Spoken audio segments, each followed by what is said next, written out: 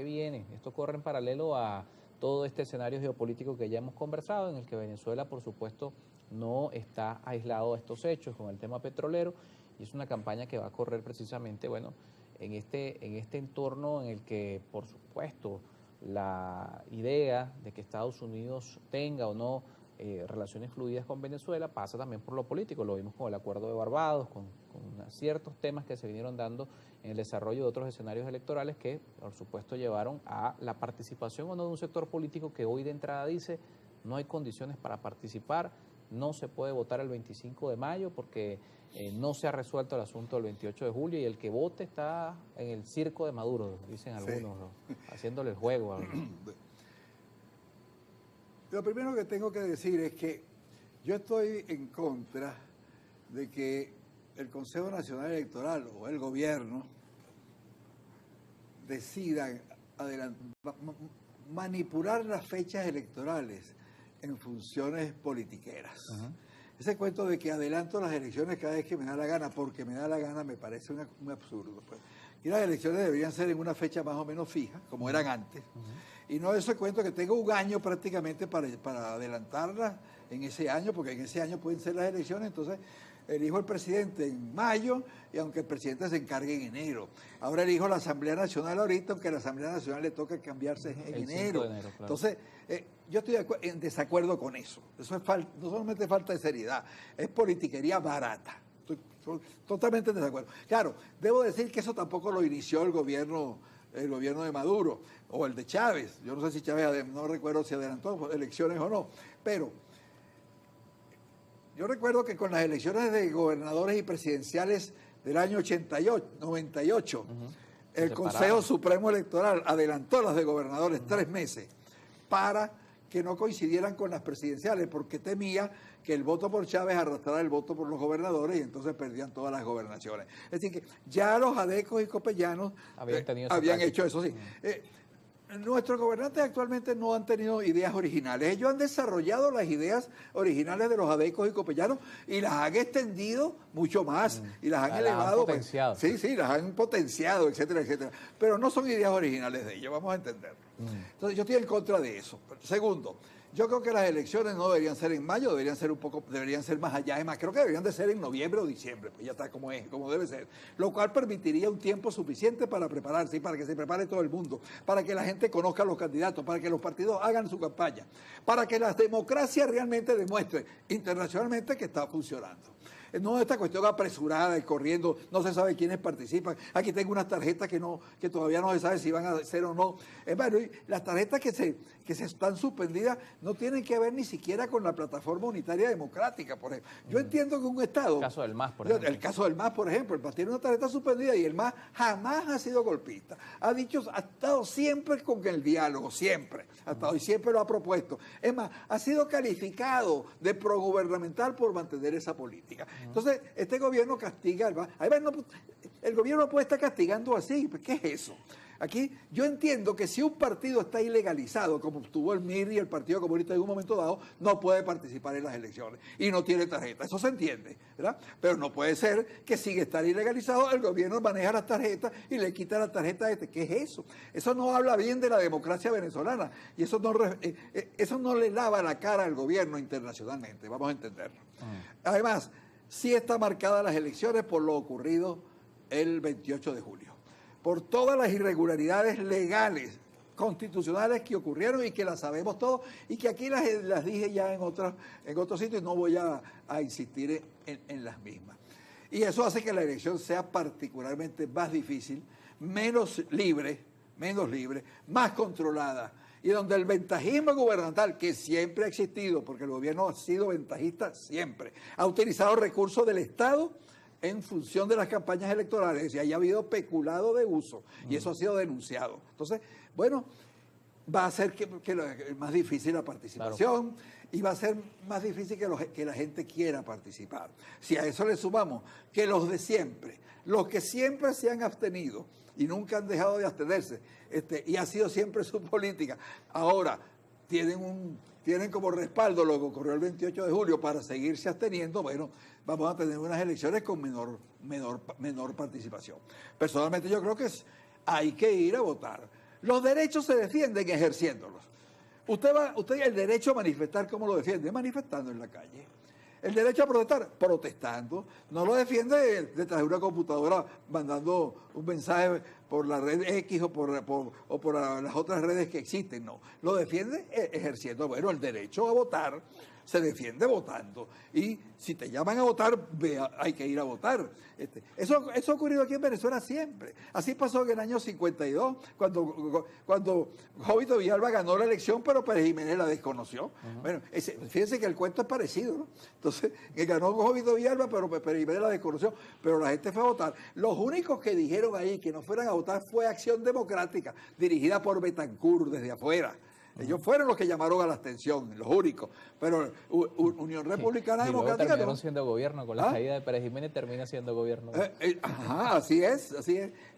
Pero al poco tiempo se divide, precisamente porque el liderazgo local no aceptaba que desde afuera dirigieran. Claro, el exilio de Betancourt no es el exilio dorado de la oposición actual, pues, que de Leopoldo López en las mejores mansiones de los mejores sitios de Madrid, por ejemplo, no era eso el exilio de los viejos políticos, era un exilio muchísimo más duro, donde les costaba mantenerse, tenían que ponerse a trabajar, que si de periodista, que si de columnista, articulista, o dependían del apoyo de los partidos amigos, los partidos hermanos.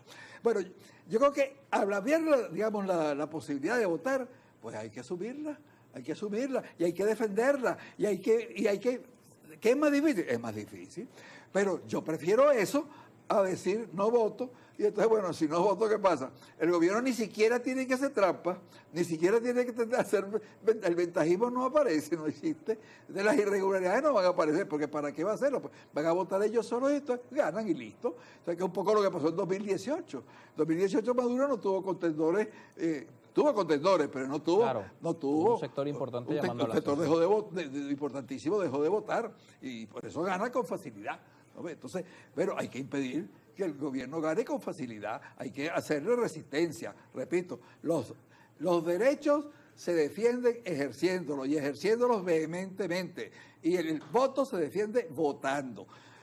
¿Cuáles son los candidatos? Veremos cuáles son los candidatos y buscaremos votar por los mejores candidatos. Presionaremos. Esto es una presión. Yo, por ejemplo, digo, ¿por qué las tarjetas del MAS y de otros partidos? Y de otros partidos. Progreso, que no pueden ser acusados de golpistas, que no pueden ser acusados de abstencionistas. El gobierno las mantiene secuestradas. El gobierno no las entrega. ¿Por qué? ¿Cuál es la explicación que eso tiene? Eso tiene que decirlo el gobierno, por ejemplo. Bien, vamos a revisar la participación de la audiencia, algunos mensajes que nos envían los televidentes. Manuel Salinas por acá nos escribe: hay que recordar que los Estados Unidos no tienen amigos ni enemigos permanentes, solo tienen intereses económicos y políticos, como dijo Kissinger en una oportunidad. Esto es sobre lo que hablamos en la primera parte del programa. También el entrevistado todavía no sabe que Rusia invadió militarmente Ucrania, generando una guerra, y todavía Rusia no ha podido probar que está enfrentándose a la OTAN. Tienen otros ejércitos, el norcoreano, por ejemplo. Eso sí lo voy a comentar. Aquí, Ucrania, la OTAN, Europa, Estados Unidos, violaron los acuerdos a que habían llegado con Gorbachev luego de la caída de la Unión Soviética. Eso estamos hablando del comienzo de los años 90.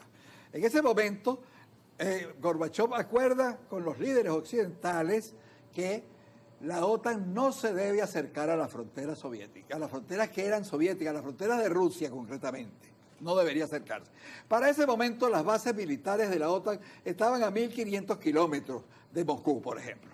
Bueno, la OTAN, a partir del año 97, la OTAN incumple eso y comienzan a acercarse las bases rodeando a Rusia y acercarse. Hoy están a 100 kilómetros de Moscú, algunas de las bases. Entonces, ahí hubo un incumplimiento de la OTAN y de Occidente, de los acuerdos con Gorbachev, de los acuerdos con Rusia en aquel momento. Segundo, en el año 2012, del 2012 a 2014, Estados Unidos, la Unión Europea, crean un movimiento, el Maidán, el Maidán, que es un movimiento disque popular en contra del presidente, que era Yanukovych, el presidente electo en ese momento, que no querían ingresar a la OTAN. Entonces ellos cambiaron a ese presidente, le dieron un golpe de Estado a ese presidente y lo sacaron, ¿verdad? Ahí sí le pueden dar golpe de Estado porque ellos pueden dar los golpes de Estado que les dé la gana. Y lo sacaron. ¿Para qué? Para llevar adelante la política que después llevaron adelante. ¿Qué cuál fue? La agresión de toda la población rusa del este de Ucrania, del Donbass completa, que son pobladores rusos, que fueron agredidos, asesinados. Allí hubo un genocidio. La ONU permaneció indiferente, la Unión Europea también, un genocidio. El gobierno ruso reclamó firmemente eso cada vez que ocurría. Llegó un momento en que ya no pudo más y los rusos tuvieron que actuar. Eso es como si le pusiéramos unas bases militares en México y empezamos a rodear a los Estados Unidos de bases militares, pero además buscamos hacer un golpe de Estado para cambiar su presidente, pero además empezamos a matar gringos en algún sitio. Claro, eso es lo mismo, exactamente lo mismo. Entonces, por favor, a mí no me vengan con ese cuento disparatado, cínico además, cínicos son quienes dicen esa cosa, más nada. Por acá también nos suscribe Luis Loyo. Saludos. Pregúntale al invitado si confía en el CNE actual y cómo se va a votar en ese proceso con este CNE. Eso cerramos. Sí, como no, confío muchísimo en el CNE actual. La gente a veces hace preguntas que no tiene que hacer. Es importante, la confianza en el voto. Nosotros vamos a votar. Hay que votar y hay que defender ese voto. Punto. Que el CNE actúa irregularmente. Denunciamos que el CNE actúa irregularmente. Seguimos peleando. O sea, estamos en la política.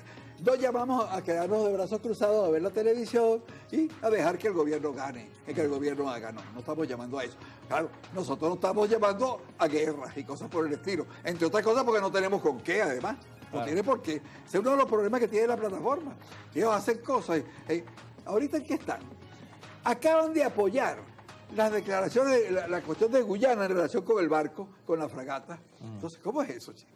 Pues, y algunos hasta celebraron que se reviertan las sanciones, las licencias petroleras. Sí. Gracias por acompañarnos esta mañana. Luis Mayor Toro con